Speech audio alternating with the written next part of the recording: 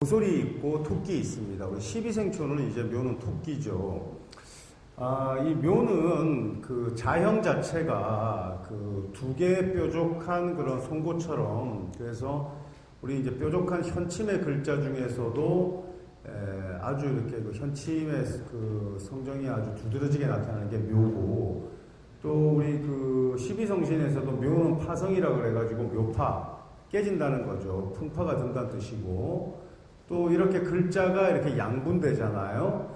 그래서 뭐 우리 이제 성명학에서도 장명할 때도 이렇게 이제 글자가 좌우로 완전히 분리되는, 뭐 예를 들어서 순할 순자라던가 또 그 뭐 밝을 명자라던가 이렇게 분리되는 글자 원래 잘 쓰지 않습니다, 이름에. 그 뭐 이름이 뭐 명희라든지 또 전국에 또 시청자들 중에 이런 이름 가진 사람들도 항의하겠는데, 뭐 정순이라든지 뭐 순자 이런 거 쓰면 하여튼 저기 연애할 때 한 번씩 아주 그렇게 그 애절한 스토리를 남기고 헤어져요. 그런 것도 헤어지고 나서 결혼해야 그래도 잘 살지, 그런 적 없이 첫사랑하고 결혼하면은 반드시 깨져요. 얼마나 무서우냐면 정묘일주, 을묘일주, 기묘일주, 뭐 예를 들어서 뭐 어쨌든 일지 배우자궁의 묘가 이렇게 성립되지 않습니까? 그러면 그 배우자하고 참다운 부부의 화합 도모하기 어렵습니다. 같이 살기 어려워요. 여기 남자나 여학생 중에 묘일주 손들라고 이러면은 건전한 부부 상황 아닙니다. 뭐 그렇게 생각하시면 됩니다. 그 정도로 묘라는 글자가. 그래서 이제 소설에 보면은 거기 이제 해적 고슴도치 있는데, 그 고슴도치 그 스왈로우스키 그 해적 패밀리 보면은 그 고슴도치 가족이 있잖아요, 그죠? 왜 이런 걸 만들었는지 모르겠는데, 이렇게 현침 뾰족뾰족한 가시가 돋아나니까, 풍수에서는 꽃풍수도 굉장히 중요한데 선인장은 잘 쓰지 않습니다. 선인장 같은 거는. 그런데 이것도 사실 효용이 있긴 있습니다. 그래서 일단 한번 보는데, 우선 그 고슴도치 논위 편에서 고슴도치에 대해서 한번 알아보자고요. 우리 그 이제 쇼펜하우어의 이제 그 고슴도치 딜레마 이거 얘기 있거든요. 그러니까 이제 고슴도치가 겨울이 되니까 이거 너무 추워. 그래서 이제 서로 부둥켜 껴안고 체온을 서로 나누면 더 따뜻하지 않을까 싶어가지고 서로 껴안으려고 하는데 어떻게 됐어요? 서로 가시를 찌르면서 더 가까이 갈 수 없잖아요. 근데 그 추운 계절이 입동, 그러니까 이제 해월이 지나고 동지, 그러니까 자월에 가장 춥습니다. 그죠? 자월에. 그러니까 이 묘라는 글자는 자월이 되면은 그 병이 들어요. 자에서. 그래서 이 자묘형, 팔자의 자묘형은 묘라는 글자의 입장에서 볼 때는 자수를 만나서 병이 드는 거예요. 을목은 자에서 병이 드는데, 그래서 우리가 그 자묘형에 이제 예를 들어서 일간도 합하면 예를 들어서 뭐 병자일주가 신묘시에 났다 이러면 위에는 병신합이 들고 밑에는 자묘형이 들잖아요. 그러니까 이런 걸 골랑도화라 그래가지고 병의 물상도 나타나기 때문에 성병도 걸린다라고 이렇게 얘기하거든요. 뭐 도화에 뭐 이런 게 아니라 이렇게 병의 물상이 있기 때문에 들고 이렇게 이제 드는데, 뭐 질문도 받고 이러지만은 이런 좌우묘 이런 그 현침의 물상들, 자미 원진 이런 현상의 물상을 또 그 뱀하고 사하고 쥐띠하고 뱀띠는 어쨌든지 간에 이런 현침의 글자 무서워해요. 그러니까 뱀이 사가 미라는 글자를 만나거나 오를 만나면은 대퇴라 그런다고. 그러니까 뱀머리가 찍힌 거예요. 뱀침에. 그 다음에 이 자수, 쥐는 아주 바늘 무서워한다 그랬잖아요. 박쥐도 무서워하고, 배쥐인도 벨풀이 이런 표현도 썼는데, 이렇게 이제 이런 현침물상들의 흉의가 있고, 또 자유파라든지 오묘파라든지 이런 거 있으면은, 이런 물상들을 대체하고 하는 것은 그냥 섬세한 그런 뭐 자수라든지 꽃꽂이라든지, 또 뭐 요즘은 이제 그 스토브 같은 거 있어요. 이렇게 볼펜에 또 뭐 그런 것들 이렇게 하고, 우리 그 모자이크 같은 것도 예전에 색종이 같은 거 이렇게 펜으로 이렇게 찢어가지고 이렇게 붙이면서 그림 만들고 이런 거 꼼꼼하게 잘하는 사람이 있거든요. 그런 거는 다 현침불상들이 이제 명식이 있어서 그런데, 그런 행위를 통해서 하죠. 근데 이제 그 김운둔가 고서에 보면은 좀 한강무계한 그런 방편들이 있는데, 여기 보면은 그 수레바퀴 마차의 그 수레바퀴를 떼가지고 산으로 올라가서 땅속에 묻는다던가, 또 이런 바늘이라든지 칼이라든지 또 낚시라든지 또 이런 재봉틀 같은 거 있잖아요. 이런 것도 아주 훌륭한 그런 방편기물로 쓰거든요. 그 재봉틀 같은 거는 다 좌우묘 현침의 형파물상들, 형충파의 물상들을 대체하는 수단으로 쓰는 거예요. 그 다음에 바퀴를 뜯어내가지고 하는 거는 인신사 사명의 물상들을 대체하기 위해서 쓰는 거예요. 그러니까 그런 참화물상을 대체하는 거거든, 땅속에 묻음으로써. 그래서 그런 것들이 있어요. 그래서 이렇게 그 자월의 고슴도치들이 딜레마에 빠지듯이 자와 묘의 관계는 가까워요. 자의 입장에서 볼 때도 쥐가 뭘 무서워한다 그랬지? 바늘을 무서워한다 그랬지. 현침 무서워한다 그랬지. 자도 그렇고 묘도 그러워요. 그러니까 자묘형이 들면 이걸 어떻게 해석해야 될지 이렇게 좀 어려워하는 그런 경향이 있는데, 별로 어려울 거 없습니다. 자수에 해당되는 그 육친 있지 않습니까? 육친. 그 다음에 묘에 대한 육친이 있을 거 아닙니까? 예를 들어서 뭐 병자일주의 여성이다 그러면 자수가 남편 아닙니까? 그럼 목은 누굽니까? 모친이지 않습니까? 그러니까 모친과 내 남편의 관계가 서로 몹시 불편한 거예요. 자명이 들면은. 그렇게 육친 상황으로 나타난다고 보시면 되는 거고, 그 다음에 누가 더 불편하냐? 모친은 내가 이제 남편을 얻어서 이제 우리 딸이 이제 사위를 잘못 만나가지고 고통스러워하니까 모친은 병이 들고, 쥐는 바늘을 무서워하니까 사위는 아주 그냥 그 장모 보기가 너무너무 진짜 두려운 거예요. 그러니까 그렇게 안 맞는 거예요, 그게. 그렇게 안 맞는 책임은 다 누구죠? 그 여자 본인의 명식이 책임이죠. 그러니까 얘기할 거 없는 거예요. 그러니까 진짜 타인을 원망하는 것처럼 어리석은 게 없는 거죠. 남편 잘못 만나서 뭐 인생 뭐 그르치고 뭐 부인 잘못 만나고 그게 자기 팔자인데 그런 얘기 하면 안 되죠. 그러니까 자랑하는 것도 팔불출이지만은 자기 식구를 대중 앞에서 욕하는 것은 참 어리석은 거예요, 정말. 있을 수 없는 일이에요, 진짜. 그래서 팔자에 이제 현침이 있으면은 성정도 예민하고 수준의 상해 등을 당하기 쉬운데, 자형도 그렇고 글자형도 그렇고 보태도 그렇죠. 그래서 이런 그 의학이나 그 활인성이기도 해요. 왜냐하면 그 주사바늘 같은 것을 의미하니까. 그래서 사실은 그 향정신성 의학, 그러니까 뭐 마약 같은 거 하는 사람들 보면은 참 이런 마약에 찌들고 그러면 일상의 루저가 되기 쉽잖아요. 근데 사실 그게 백지한장 차이거든요. 이 사람은 사람을 살릴 수 있는 그런 활인성을 타고난 사람이에요. 이 사람이. 그러니까 이게 참 어떻게 그 방향을 잡느냐가 참 중요한 건데, 그래서 그 훌륭한 의사가 된 친구나, 사회에서 도태돼서 뭐 마약에 찌든 친구나, 어릴 때는 둘 다 병원 놀이 하면서 놀았을 거라고. 그게 좋았을 거라고요. 그러니까 그런 점에서 볼 때 어떤 불상으로 대처하는 게 굉장히 중요하죠. 그래서 그렇게 됐고요.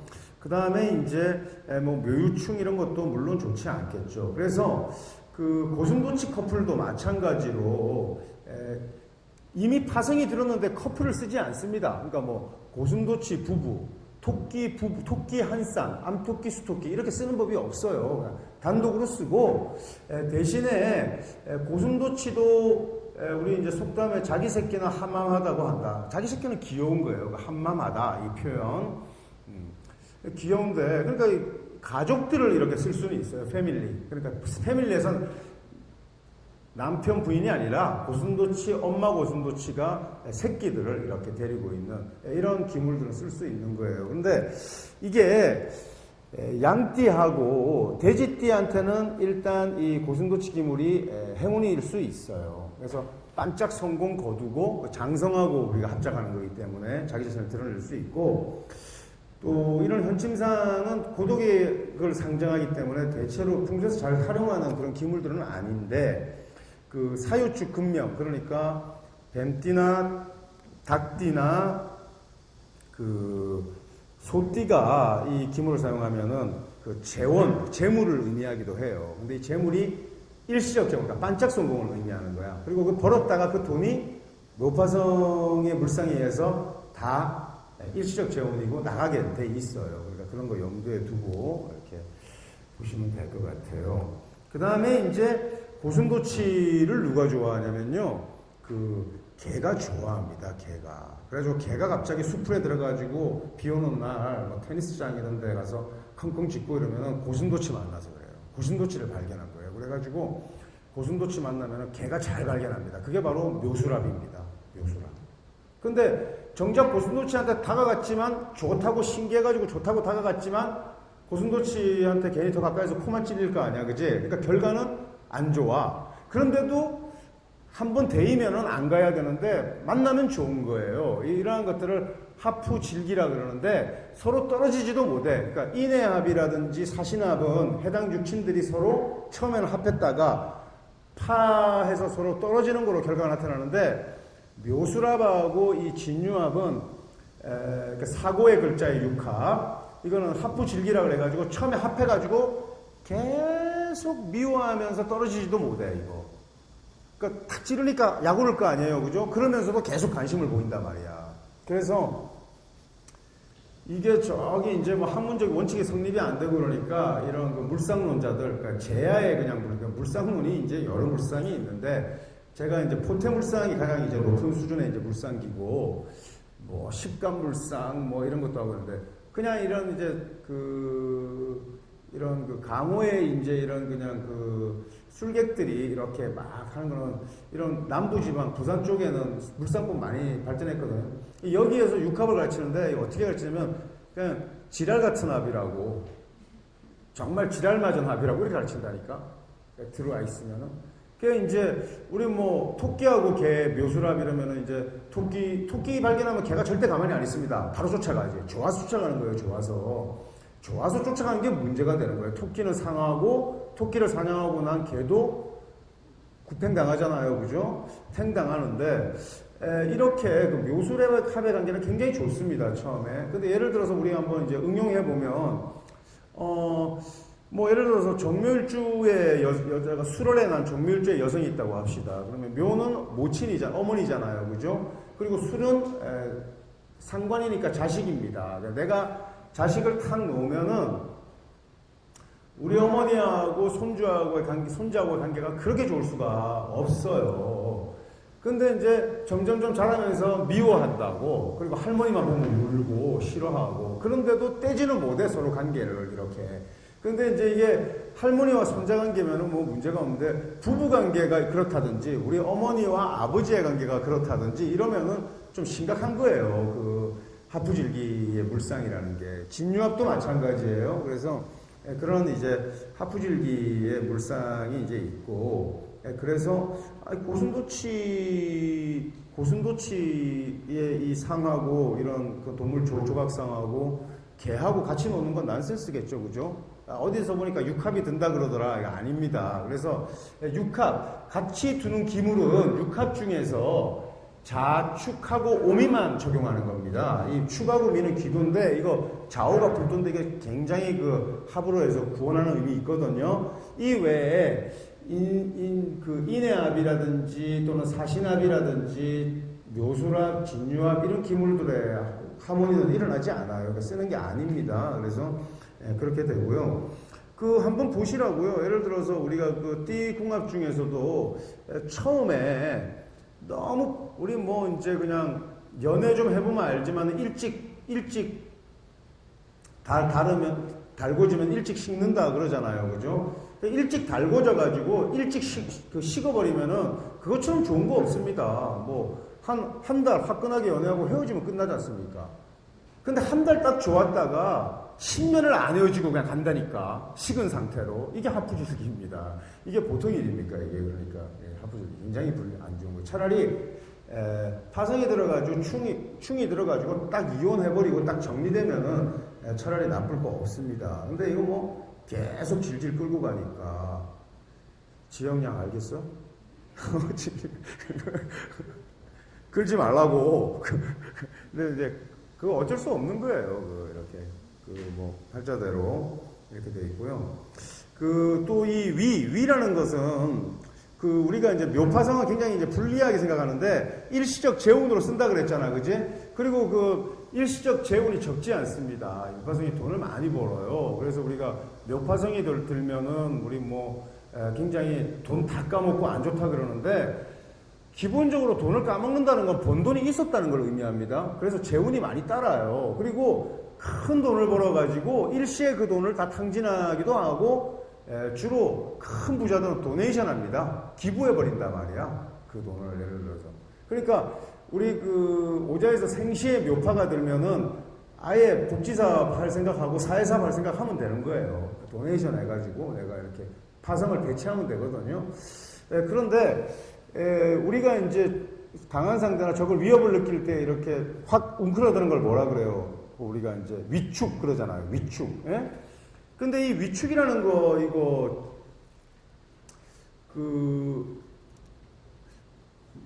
이 위축 굉장히 중요한 건데, 이렇게 탁, 아무것도 재주가 없고, 그냥 몸만 딱 움츠릴 줄만 알아도, 먹고 사는데 지장 없습니다. 위축만 딱 잘해도, 예를 들어서. 굉장히 지성이 떨어지고, 또 아는 게 없고, 무식하고 무능해도, 굉장히 돈을 많이 벌어서 알부자가 된 사람들이 있습니다. 위축의 전형입니다. 그 다음에, 우리가 이제 비즈니스와 관련해서 경영 쪽에 이제 이런 그런 경영 패러다임 같은 데서 얘기할 때 여우형이냐 고슴도치형이냐 이거 중요하거든요. 그러니까 한 인간이 예를 들어서 재테크에도 굉장히 밝고 포트폴리오도 잘 구축하고 주식도 잘 알고 부동산도 잘 알고 그냥 돈의 흐름도 잘 있는데 정작 부자가 아닌 경우 많잖아. 나는 오로지 땅만 판다.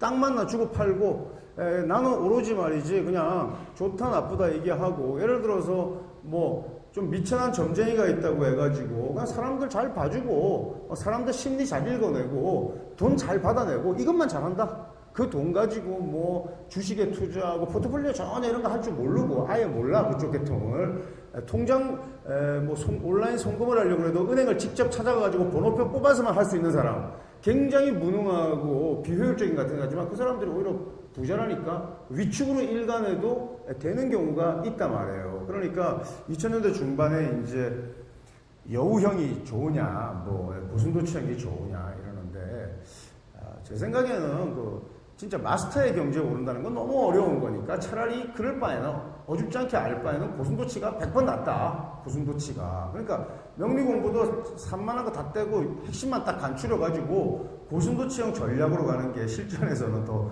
나을 수도 있어요. 근데 이 고슴도치가 근데 이제 워낙 이제 세상이 다변화되고 하니까 이제 이건희 회장이 2000년대 이제 중반에 그랬어요.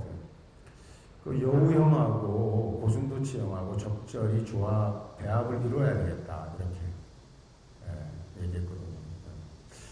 근데 너무 어려운 거죠. 전인이 되라는 건데 그게 굉장히 어려운 거고 어쨌든 이 위축에는 그런 효용이 있다라는 겁니다. 위축이라는 것은. 그래서 아니 뭐 일단 고슴도치가 탁 웅크리면 호랑이도 어떻게 할 수가 없어. 개도 어떻게 할 수가 없고 딱 웅크리니까. 예. 그래서 예를 들어서 종교계통이라든지 이런 데는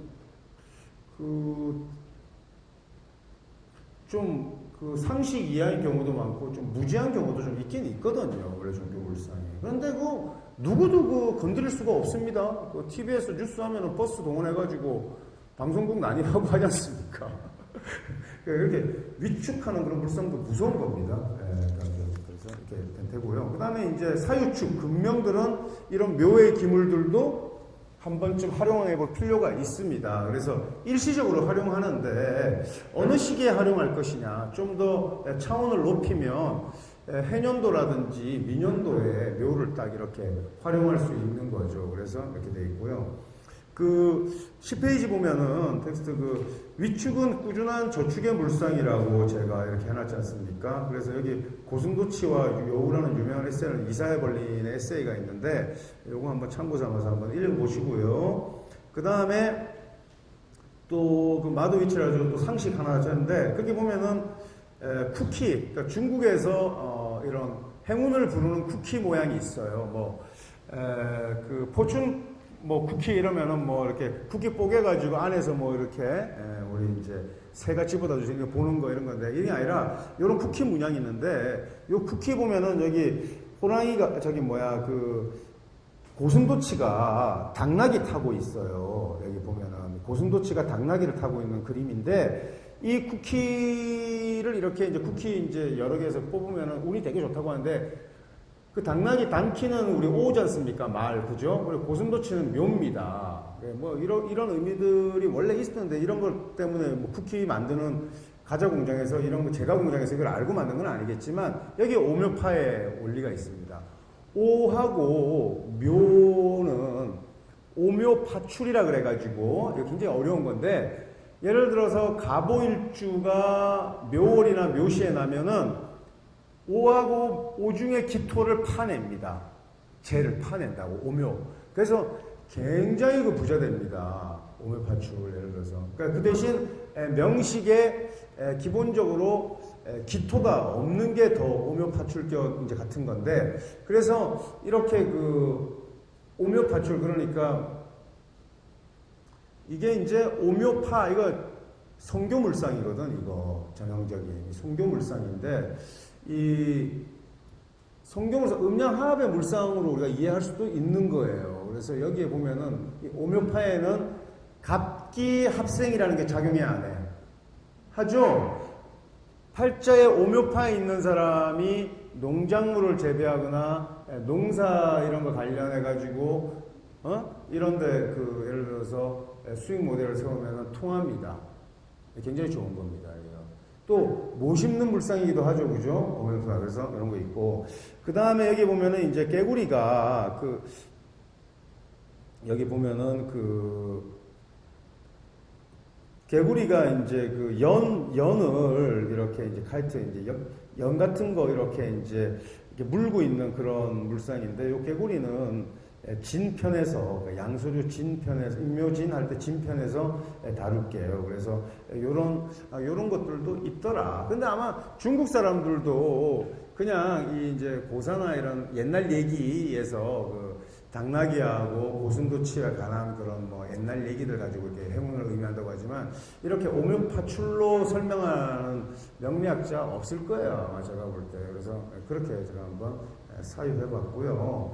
그 다음에 이제 토끼 있습니다. 논토. 여기 보면은 이제 토끼상 스왈로브스키 레빗이 있는데 스왈로브스키에서는 이제 조그만 거 아주 이렇게 손가락 한 2개 정도 모아놓은 그러니까 손가락 한 마디 이렇게 2개 정도 모아놓은 거 그러니까 탁구공 정도 되는 크기의 모양들을 이제 피겨린이라고 이렇게 또 하고 또 조그만 앙증맞고 이런 걸 러브랏 이런 시리즈도 있고 또 이거 차이니즈 조디액이라고 그래가지고 12생초 그러니까 이제 12지지 동물상도 이렇게 썰어서 만들었습니다. 근데 이제 풍수적인 의미 잘 이제 몰라가지고 설명하지 못하고 또 프로파간다 하지 못했는데 어쨌든 이 토끼상을 그 돼지 기물하고 함께 정동방에 두면 장수를 기대할 수 있다 그래서 해수성하고 합쳐가지고 이렇게 되고요.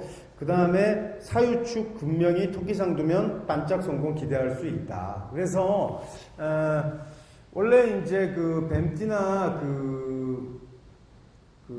이제 그 닭띠나 이제 소띠생들이 사무실을 구하거나 뭐 어떤 영업장을 이제 개업하게 되면은 그 영업장 공간 중심에서 문이 정동쪽으로 나 있다. 묘방으로. 이러면은 무조건 성공합니다. 무조건 성공하는데 그 성공이 오래 가지는 않습니다. 반짝 성공이라고 알아야 돼요. 묘파성이기 때문에.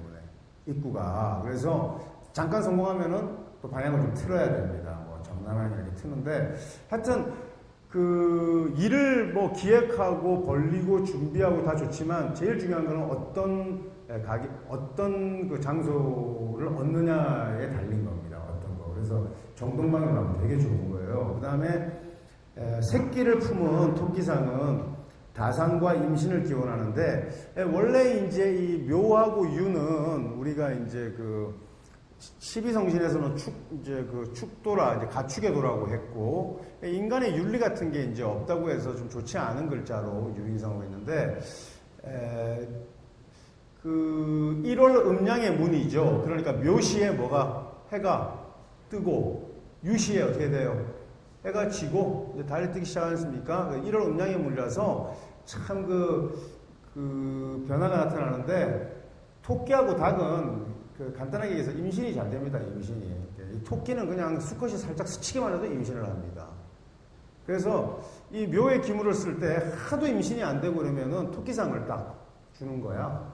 그래가지고 임신 이렇게 다산을 상징하기도 하고 이렇습니다. 여기 뭐 그 첫 번째, 우리 이제 음력 첫 번째 묘일, 그러니까 음력 정월의 첫 번째 묘일을 우리가 이제 토끼날이라 그래가지고 상묘일이라고 하는데, 이날은 무병장수를 비는 날이라고 해서 민속에 새로 뽑은 실을 토실 또는 명실이라고 해서 이 실을 차고 다니거나 이러면은 수명이 길어지고 재앙을 물리친다고 믿었는데, 민속에 이 묘라는 글자가 해수성 이렇게 합작이 오기 때문에 그런 거예요. 실. 그 다음에 그 12페이지 한번 넘겨보시면,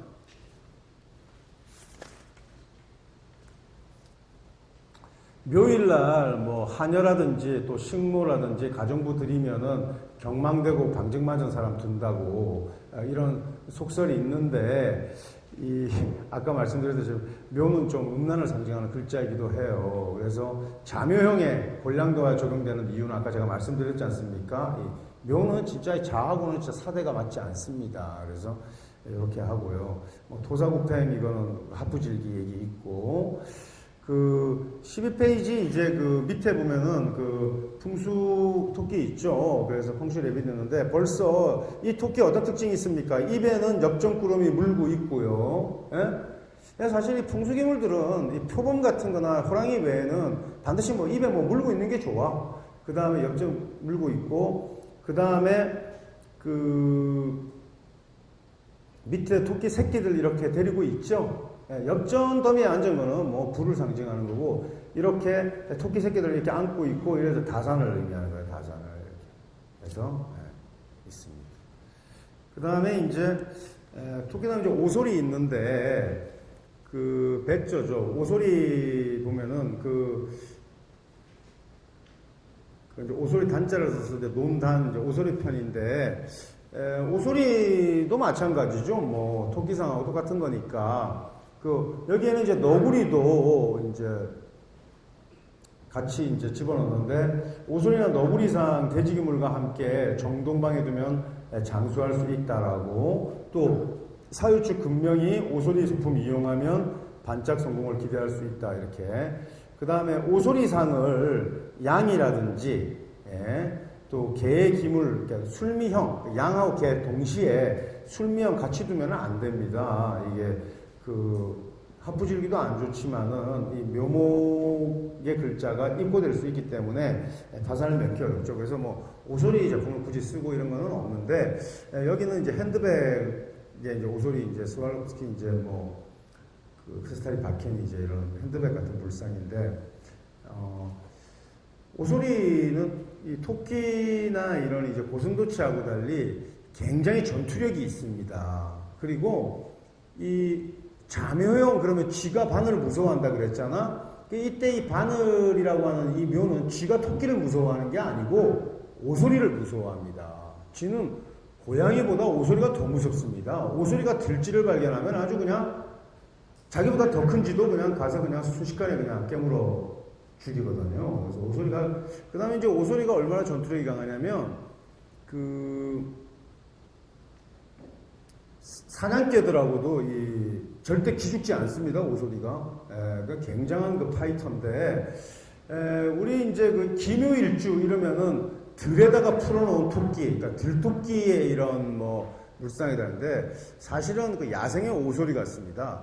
기묘일주들 파이터들 많습니다. 무서운 사람들 많아요. 파이터들 독성들 많습니다. 뇌울주들. 그래서 어떤 사람은 고슴도치 같고 위축하는 사람 같고, 어떤 사람들은 토끼 같고 연약한, 어떤 사람들은 오소리 같습니다. 묘일날 태어난 사람들이 가만히 보면은. 그래서 이런 특징들이 있고요. 그 다음에 이제 여기 보면은 다음 페이지에 보면은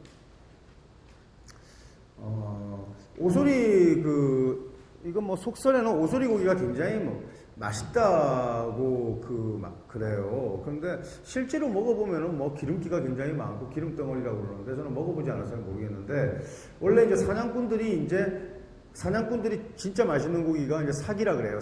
살쾡이가 이렇게 맛있다 그래요. 근데 오소리 먹으면 오소리가 훨씬 더 맛있다고 하니까 굉장히 맛있는 모양인데, 그 오소리 농장에서 기르는 오소리는 뭐 그렇게 근데 이제 이 오소리가 뭐가 있냐면은, 오소리 고기가 이제 영양에 좋다고 이렇게 우리 이제 건강식품 같은 거 주지 않습니까? 그럼 이제 오소리 뭐 통째로 이렇게 이제 탕을 해서 식간 의소에 하면은 오소리가 을에 해당되는 동물입니다.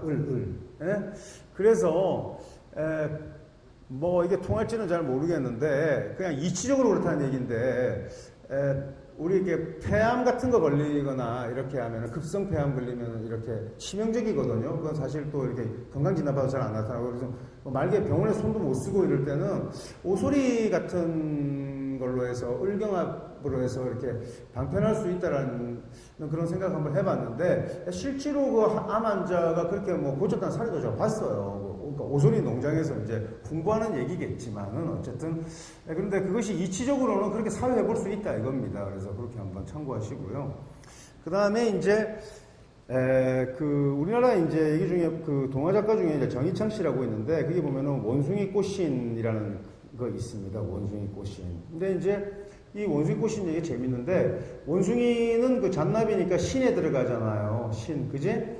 그러니까 이제 이 오소리가 원숭이한테 이제 꽃신 하나 선물합니다. 선물해가지고 신고 다니라고 그냥 거저주는 거지. 그래가지고 이제 막 예쁘니까 고맙다고 그러고 신고 다니다 또 다르니까 또 새로 줍니다. 그래서 한 2-3번 이렇게 꽃신을 줘. 그러다가 이제 신발 더 이상 안 줍니다. 근데 이제 원숭이가 이제 계속 신발 신고 다녀가지고 이제 발이 물러졌어요. 그래서 신발을 사지 않으면 안 돼. 그래가지고 이제 오소리한테 이제 신발을 돈 주고밖에 살 수 없는. 이거를 이제 정보통신 분야에서는 이제 원숭이 꽃신 전략이라 그래요. 이걸 락인 임팩트라 그러는데, 원래 이제 막 무료로 막 주잖아요. 뭐 이거 쓰게 하고 저거 쓰게 하다가 이제 무료에 한참 길들어지면 탁 유료의 정책으로 바꿔가지고 그냥 울며 겨자 먹기로. 근데 이제 왜 오소리와 원숭이를 등장시켰는지 모르지만, 이런 글을 쓰는 작가들이나 예전에 뭐 문인들이나 이런 거 보면은 어떤 영감이 있었던 거예요, 캐릭터에. 저는 그렇게 생각하거든요. 그래서 묘하고 신, 오소리 묘하고 이 신의 관계잖아요, 예를 들어서. 근데 이 원숭이 꽃인 여자 잘 보면은 누가 골탕을 먹냐면은 신이 골탕을 먹잖아. 그지? 묘신기에서. 그래서 여기 보면은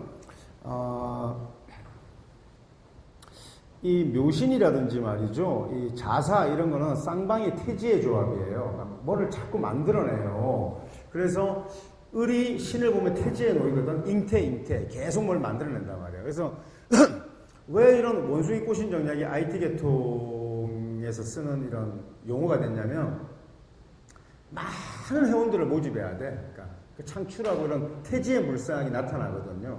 태지의 물상이 나타나는데, 예를 들어서 묘신, 예를 들어서 토끼띠하고요, 원숭이띠하고 둘이 만나가지고, 또는 토끼날에 태어난 사람하고 원숭이날에 태어난 사람이 둘이 만나서 수다를 떨기 시작하면 끊임없는 아이디어가 창출되고 끊임없이 뭘 같이 해보자 그러고 의기투합을 해요.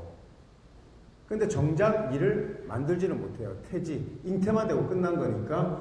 근데 그렇게 막 하는 것도 중요하잖아요. 예를 들어서 자꾸 아이디어 만들고. 원래 우리 브레인스토밍 그냥 브레인스토밍 하면 여러 가지 얘기들 할 수 있는데, 여기에 현이 들면 곤란해요. 이상한 현상이 나타나요. 병기한 현상이. 그래서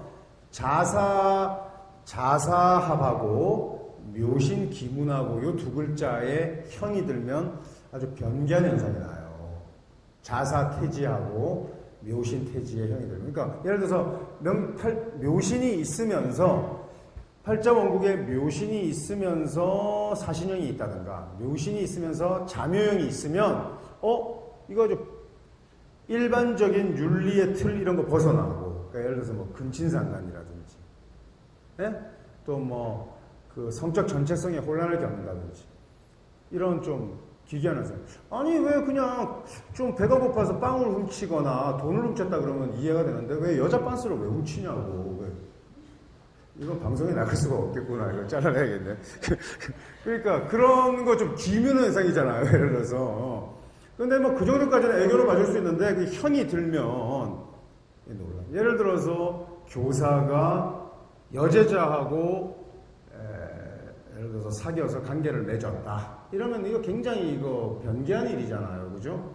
근데 이런 일로 끝나지 않고 그 여자친구를 그 여학생을 괴롭히는 남학생을 공동으로 살인했다. 공모해서. 뭐 이건 말도 안 돼. 근데 예전에 실제로 그런 일이 있었습니다. 그 제국고등 모의중학교에서 몇십 년 전에, 십몇 년 전에 있었는데 그 사람의 팔자를 이렇게 탁 열면 그 기문에 형이 들어있어요.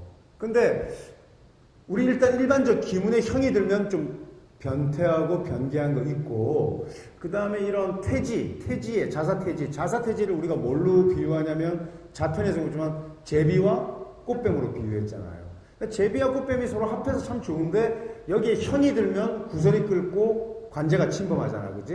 그러니까 자사암합은 좋은데 자사암합에 사신형이 들거나 자묘형이 들면 곤란해요. 특히 자묘형, 지금 자묘형에 우리가 주안에서 얘기하고 있잖아요, 그죠? 그러니까 묘신하고 자사 이 두 글자는 태지의 조합이에요. 서로 포태가 태지가 돼, 태지가.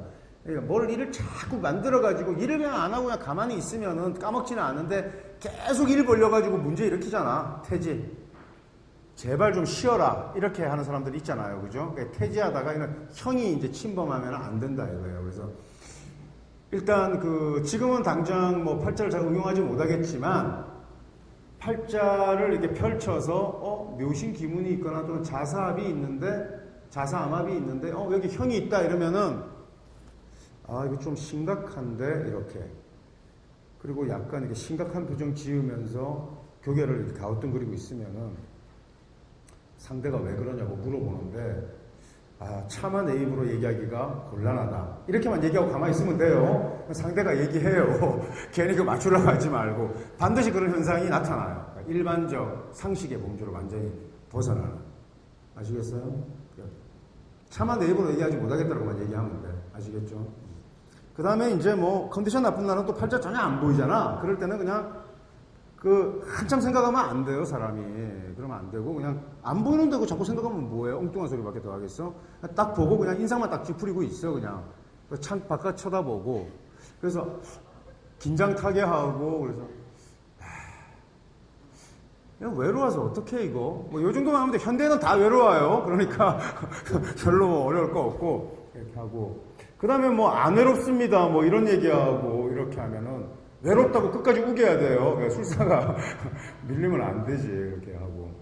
그 다음에 그런 거, 이렇게 해서 이런 기문 있는 거, 이런 거 좀 주안해 주시고요.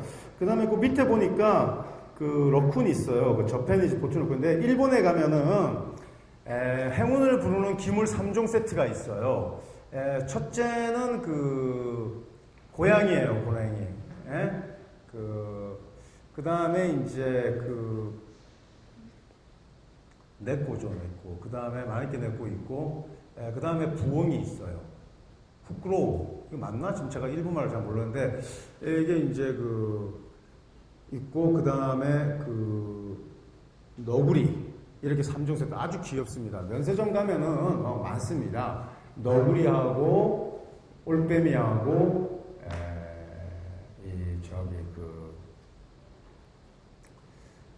고양이하고 이렇게 있는데 뭐 다 마찬가지로 전부 다 이렇게 서 있습니다. 그리고 손 들고 뭐 오른쪽 손 흔들면은 뭐 돈 부르고 왼쪽 손 손님 부르는 게 말이 아니고 기본적으로 손바닥을 개폐해 주는 게 중요하고, 그 다음에 약간 각도 하늘로 향해서 들어주면 좀 보이는데, 이게 좀 재밌는 게 뭐냐면은, 원래 여기서 이제 러쿤이, 너구리는 묘에도 들어가지만, 원래 마네이코도 일본의 이제 들고양이는 사케통이에요. 사실은. 인에 배속될 수도 있거든요. 사실은.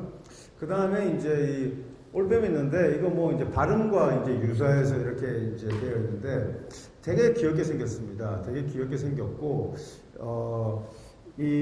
말인데, 여기서 이제 요거 이제 너구리는 여기서는 어차피 이제 묘로 이렇게 이제 봐야 되는 거죠.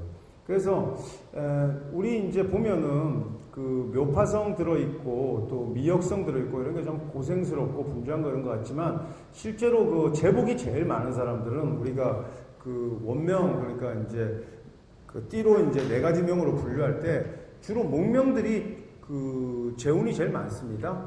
돼지나 토끼나 이 양띠들이. 왜냐하면 우선 사고의 글자들이 다 재성입니다. 토의 글자들이. 그렇잖아요. 천살도 월살도 화기를 다 막론하고 일단 재합작을 가져오고, 그래서 제복 꽤 있는 편이에요. 이렇게 있고, 그 다음에 이제 요런 러쿤 같은 거는 다 아까 말씀드렸다시피 이제 묘에다 놔야 되고, 우리가 이제 동물 기물들을 할 때 아예 삼합 세트를 만들어 가지고, 뭐 예를 들어서 범하고 말하고 뭐 개 이렇게 놓으려고 하면은 그러니까 사태방, 그러니까 사정방에 넣는 겁니다. 예를 들어서 그러니까 남방에 놔야 되는 겁니다. 또 돼지하고 토끼하고 양하고 이렇게 3마리 동물을 같이 놓으려면 동쪽에 이렇게 놓는 겁니다. 그 다음에 이제 각각 단독 기물을 쓰면은 각각 배속된 방에 놓으면 되지만, 이런 사고의 글자하고 합해가지고 예를 들어서 뭐 범하고 개하고 낭타무시, 그래서 범하고 개하고 같이 쓸 때는 이런 술방, 그러니까 사고방에 놓는 겁니다. 같이 이렇게 둘이 조화를 놓을 때는 이렇게 배치하면 됩니다. 그래서 이렇게 정리하면 되겠고요. 조금 전에 뭐 너구리 얘기했는데 재밌는 것은 올빼미나 이런 거는 이제 아군을 물리치고 복을 불러들인다고 해서 고양이도 그렇지만은 이렇게 한 쌍씩 이렇게 주거든요, 신혼부부들한테. 근데 이 너구리도 한 쌍, 너구리 부부도 쓰고 이러는데, 너구리는 단독으로 보통 씁니다. 쓰는 게 원칙이에요. 근데 이제 이것도 뭐 일본에서 올빼미상처럼 짝을 만들어 가지고 이렇게 이제 배치하는데, 사실 이거는 묘목에 해당되는 기물, 그러니까 묘에 해당되는 기물들은 다 단독 배치가 원칙입니다. 이렇게. 그 다음에 이제 다음 시간에 이제 뱀하고, 그러니까 이제 사하고, 이제 다음 시간에 이제 오 할 겁니다. 이렇게 이제 원래 자축인묘 진사 오까지 하면, 자축인묘 진사까지 하면, 다음에 참 진해야 되겠네요. 이제 용의 기물 이런 게 이제 등장하겠는데, 진사까지 하면 나머지 이제 오미신유술회하고의 그런 관계들도 대충 읽어낼 수 있는데, 원래 36금수 할 때는 다른 글자와의 관계들의 주안에서 많이 설명을 하는데, 그렇게 되면은 12지지의 오에서부터 뒷부분 강의가 좀 싱거워요. 그래서 실제로 이제 오, 미, 이 강의 때부터 다른 글자들하고의 관계에 대해서 제가 좀 집중적으로 제가 설명할 거거든요. 그러니까 우선 진과 사 학습할 때는 그냥 편안하게 이렇게 이제 들어가면서 가는 겁니다. 그래서 오늘 뭐 하셨겠지만 다시 한번 복습하면은 지난 시간 이제 인은 이제 집에 이제 프로텍션, 그러니까 이제 재해를 이제 소멸시키고 불운을 침범하지 못하게 하는 효과로서 효용이 일단 높고, 그 다음에 좀 더 깊이 들어가면 술미형이라든지 이런